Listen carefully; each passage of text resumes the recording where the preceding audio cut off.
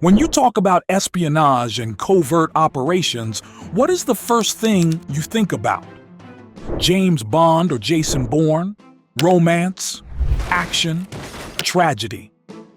These fictional lives of spies are full of thrilling adventures, but they come nowhere close to the lives of the real heroes in the world of covert affairs. They've carried out missions and faced challenges beyond your wildest imagination.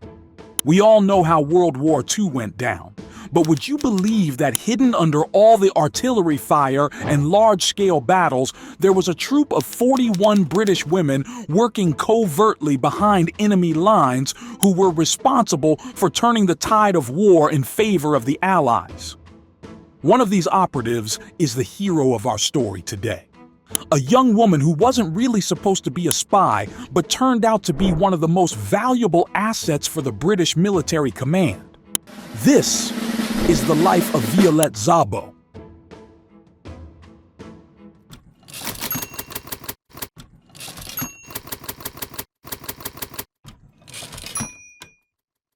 Like many English soldiers in the First World War, army driver Charles Bushell found love in Paris with a French lady, and together they had 4 sons and a daughter, Violette Reine Elizabeth Bushell, born in 1921. She spent most of her childhood with her aunt in the French countryside in Picardy. Surrounded by brothers and cousins, Violette's adventurous spirit was fostered unlike anything else. She had to keep up with all the boys and grew to excel at all things athletic. She was Charles' favorite child, and he would take her on hunting trips where he taught her how to shoot, which she turned out to be better at than old Charles himself. She was popular in school as the exotic girl who was fluent in French and English.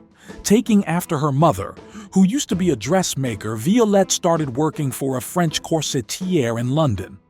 But everything was about to change as Europe was embroiled in another major conflict.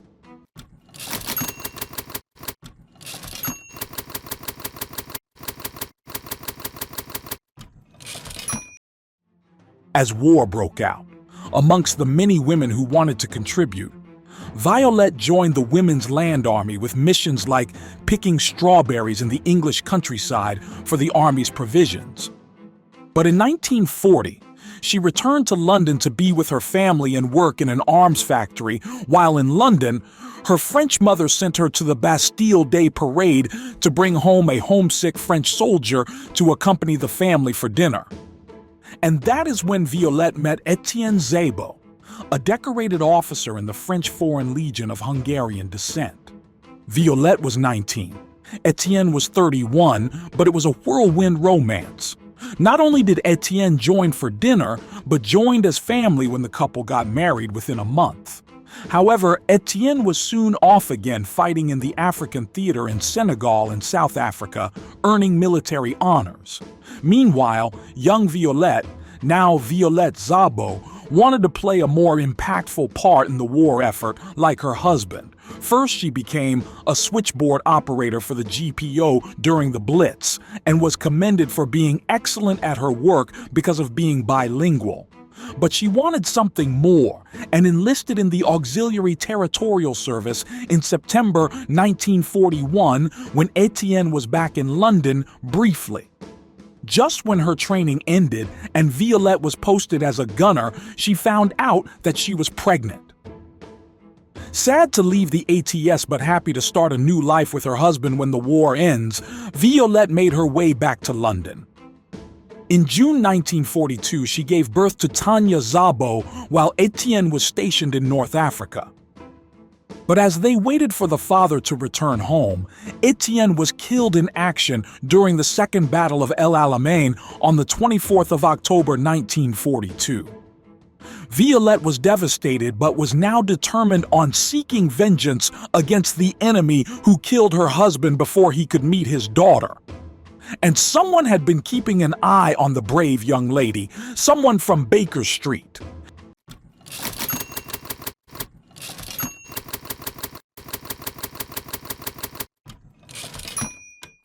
Before you ask, no, we are not talking about Sherlock Holmes.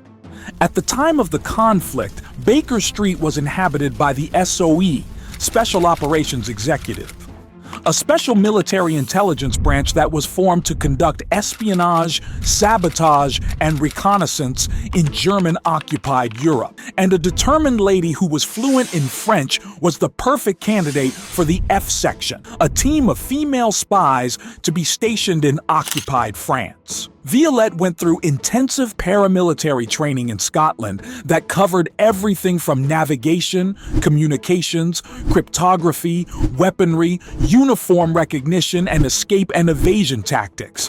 The only problem was that she failed at landing a parachute jump with a badly sprained ankle. But fortunately, she succeeded at her next trial, which was crucial because she was to be sent deep behind enemy lines. Her first mission ended up being one of the most dangerous ones out of the whole F section. She was to be a courier for Philippa Lever, who was head of the Salesman Intel Circuit in Normandy. Many members of the circuit had been compromised and captured, which included wire and radio operators. She had to take over wire operation controls as well, while carrying out her investigation in hopes of re-establishing contact with the members of the network. She traveled under false identities and discovered that the network had been exposed beyond repair, and out of the 120 members, almost 100 had already been captured by the Gestapo. Even worse, Lever's position had been uncovered, and the salesman network was effectively doomed. She made her way back to Paris and, along with Lever, managed to escape to England.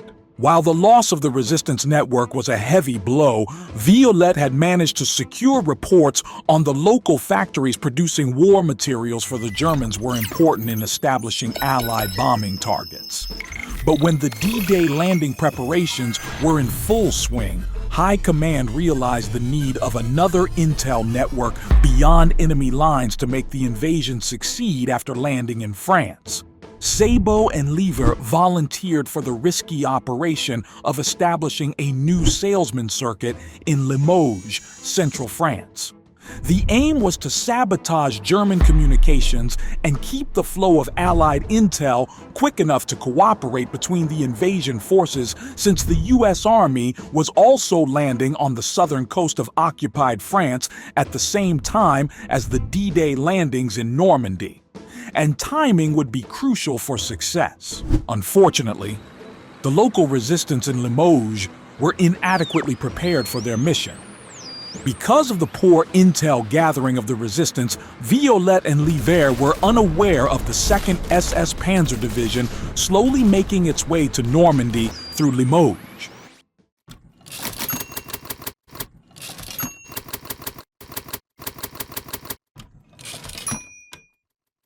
On one of the courier runs north on June 10, 1944, Violette's car ran into an unexpected German roadblock.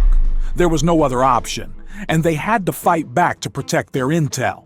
Szabo was armed with a Sten gun and 8 magazines of ammunition. Along with her colleagues, she jumped out of the car and a gun battle ensued. But expecting enemy reinforcements to pop up, Szabo and her team started retreating across a cornfield towards the hills. This is where the twisted ankle from her first parachute landing training turned out to be her Achilles heel. She wouldn't be able to escape in time with her ailing leg and urged her companion to flee while she held her ground for almost half an hour, fighting off against the German pursuers until she ran out of ammo. Her partner escaped and the intel had been secured for coordinating the invasion, but Szabo was captured. She was held in Paris, questioned, and tortured for 4 days straight by first Gestapo and then the dreaded Schutzstaffel. And when the Allied forces were closing in on Paris, all the important prisoners in custody were transferred to Germany by train. Szabo and several other captured SOE operatives were transferred to the Ravensbrück concentration camp for women, where they lived off of indigestible bread crusts and non-existent hygiene facilities. Szabo endured through hard labor, malnutrition, solitary confinement, hypothermia, and being brutally abused by the guards till she could barely even walk before finally being shot in the back of her head by an SS officer in February 1945. Violette Szabo was awarded many military honors, along with the George Cross posthumously, which were received by her daughter, Tanya Szabo. Etienne and Violette Szabo are one of the most decorated couples who played an immense role in the Second World War, and the rest is history.